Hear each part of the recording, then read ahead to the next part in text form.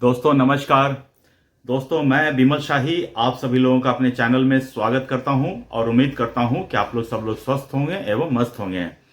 सभी राष्ट्रवादियों और सनातनियों से ये निवेदन रहेगा कि आप लोग मेरे चैनल को सब्सक्राइब कर लीजिए और वीडियो को लाइक एवं शेयर भी कीजिए। दोस्तों आज तारीख है 23 जून 2025 और मैं आज से 40 साल पहले यानी कि 23 जून 1985 को हुई एक घटना के बारे में बात करने जा रहा हूं। उस घटना का मतलब कि जो कहानी है वो आप लोग सबके सामने बताने जा रहा हूं। तो जी घटना ये है कि कनाडा के टोरंटो से एयर इंडिया की फ्लाइट 182 कनाडा से लंदन जा रही थी और फ्लाइट अभी लंदन पहुंची भी नहीं थी। फ्लाइट अभी अटलांटिक महासागर के ऊपर से गुजर रही थी। तभी अचानक फ्लाइट में रखे सूटकेस में एक बॉम्ब ब्लास्ट होता है और उस विमान में 329 यात्री थे। यात्री प्लस विमान के स्टाफ को मिलाकर 329 लोग सवार थे। एक भी आदमी उस विमान हादसे में नहीं बच पाए। सारे के सारे अटलांटिक महासागर की गहराइयों में समा गए। बाद में जब बचाव दल अटलांटिक सागर पहुंची तो सिर्फ 130 डेड बॉडीज को बरामद कर पाए। बाकी 200 जो डेड बॉडीज थे वो कहां गायब हो गए आज तक किसी को नहीं पता चला। इनमें ज्यादातर कैनेडियन थे और ब्रिटिश मूल के लोग थे और कुछ इंडियंस भी थे, लेकिन कनाडा वाले जितने थे वो ज्यादातर इंडियन मूल्स के ही थे। तो आइए अब हम जानने का कोशिश करते हैं कि आखिर इस फ्लाइट एयर इंडिया की फ्लाइट 182 में ब्लास्ट हुआ क्यों। जी हां दोस्तों, 1984 में भारत की तत्कालीन प्रधानमंत्री इंदिरा गांधी ने पंजाब के गोल्डन टेम्पल में ऑपरेशन ब्लू स्टार चलाया था। ब्लू स्टार के अंतर्गत पंजाब के गोल्डन टेम्पल में भारतीय सेना अंदर घुसी थी और वहां पर छिपे हुए चरमपंथियों को बाहर निकाला था। भारी मात्रा में गोला बारूद हथियार जब्त किए गए थे।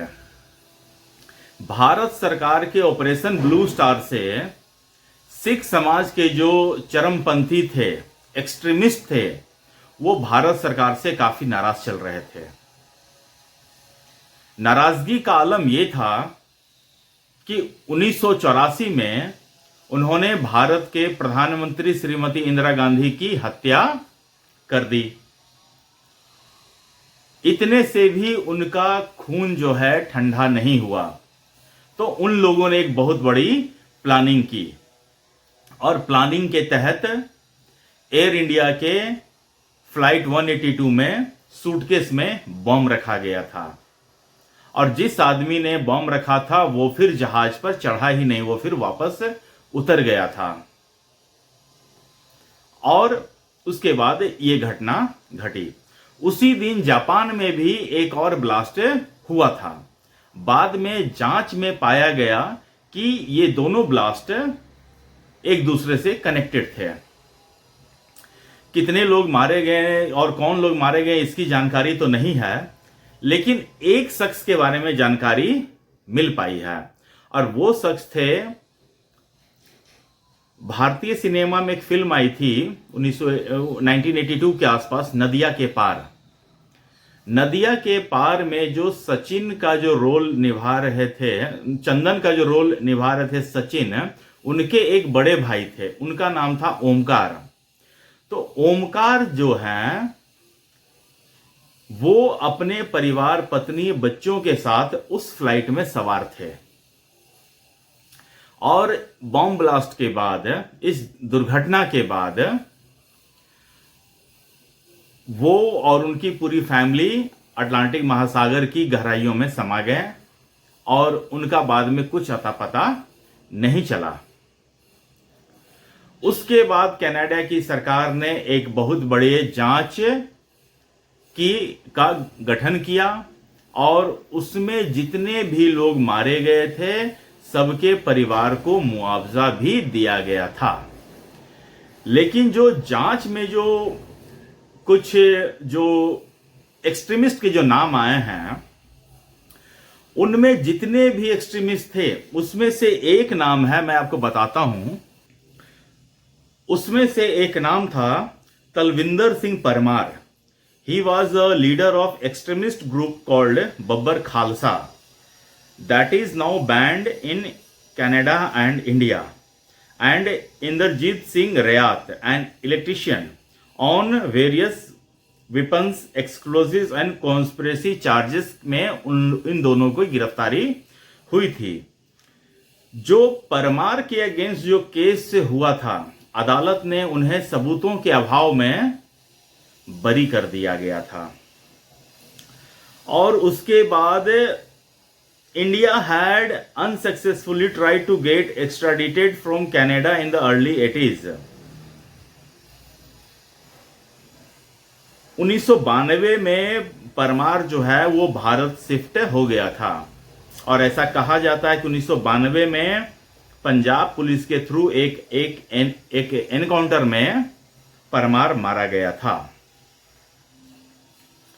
2000 में पुलिस ने रिपुदमन सिंह मलिक, एक बिजनेसमैन, और अजायब सिंह बागरी, एक mill worker from British Columbia, उनको गिरफ्तार किया गया मास मर्डर और कॉन्स्पिरेसी के चार्जेस में।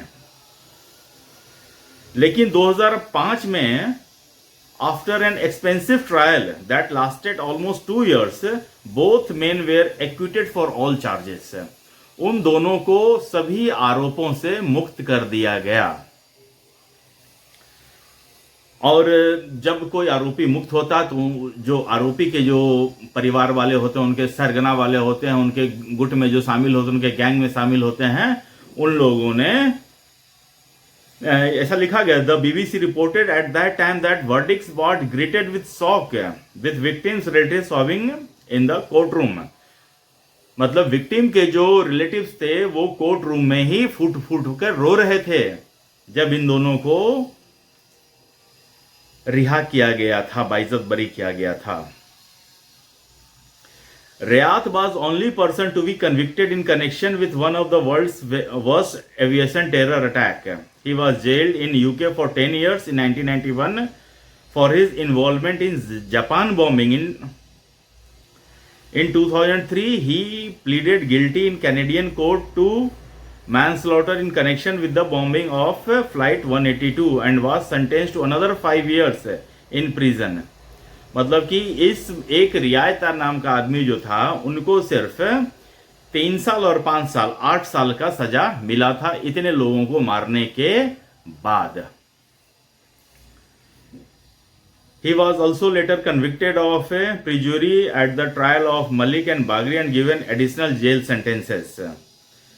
तो इस तरह दोस्तों 1985 की घटना आज अचानक है 23 जून, आज 23 जून है और आज 23 जून को ही मैं ये इंफॉर्मेशन आप लोगों के साथ शेयर कर रहा हूं कि इतिहास में इतनी भयावह विमान हादसा को अंजाम दिया जा चुका है। आज कुछ दिन पहले जून के 12 जून को भी एयर इंडिया की एक फ्लाइट है जो अहमदाबाद से लंदन जा रहा था और रास्ते में क्रैश हुआ और उसमें भी करीब 242 लोगों की जान उसमें भी चली गई। तो आप दोस्तों मुझे बताइए कि क्या आपको इस घटना के बारे में पता था या आपको इस घटना के बारे में मेरे जानकारी देने के बाद ही जानकारी प्राप्त हुई है। दोस्तों इसके साथ ही आज के लिए मुझे इतना ही अपडेट देना था। आप लोग अपना ख्याल रखिए, स्वस्थ रहिए, मस्त रहिए। तब तक के लिए नमस्कार, बाय।